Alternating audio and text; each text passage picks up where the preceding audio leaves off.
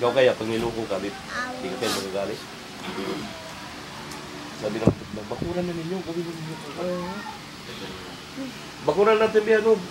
Tapos, pustian na siya, para pag may pera ulit, tuloy na siya, forma na siyang bahay, i-trasis na natin, bubungan natin, pag gano'n siya. Diyos ko, magkano yan, pa? Hindi ko kaya. Di pa sa ngayon, di pa sa ngayon. Ibig sabihin, bakuran muna natin, abangan mo, kano inabot 20, bakuran, tapos may pera ulit. Kasi kung tuloy-tuloy. hindi ko Chop-chopin kailangan, lang ba? mga 30 siguro. Basta ang importante doon, mali-outan siya, babakuran. Tapos lagyan natin yung gate. Pag ano doon, parang natata, pwede pumisto doon mga ano, is computer, malakas doon eh. Oo. Kasi yung taga-Evergreen, taga-Evergreen, mayayaman doon tayo. Mayayaman, taga-Facebook, mayayaman, kasi walang computer doon. Di man na ano, iwanan dyan.